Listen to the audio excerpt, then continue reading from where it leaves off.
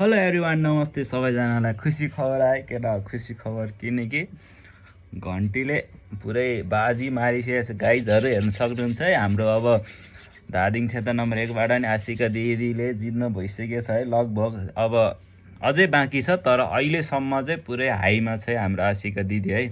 अब झापक कुरा गर्ने हो भने हाम्रो बालेन शाह एकदम माथि है। केपी ओलीको कुरा गर्ने, केपी ओलीको 3000, बालेन शाहको 10,000 मत आइसकेको छ गाइजहरू। यो भने एकदम तपाईहरु सबैलाई एकदम धन्यवाद, किनकि तपाईहरुले मान्छे चिन्नु भएको छ। यसपालि चाहिँ मान्छे चिनेर भोट हाल्नु भएको छ। तपाईहरु सबैजनालाई धन्यवाद फर्स्ट अफ अल। त्यही माथि हाम्रो सुशीला प्रधानमन्त्री सुशीला कार्कीलाई एकदम धन्यवाद। उहाँले चाहिँ एकदम के गर्नुभयो भने एकदम राम्रो तरिकाले हैन, अब यताउति आन्दोलन नहुने गरी एकदम सही तरिकाले यो चुनावको भोट प्रतिका एकदम राम्रोसँग निभाइदिनु भयो। उहाँलाई धन्यवाद। अनि भन्दै साथीहरू एकदम खुसीको कुरा छ, तपाईहरु देख्न सक्नुहुन्छ। हाम्रो अब हामीले जे सोचे त्यो पुरा भइरहेछ।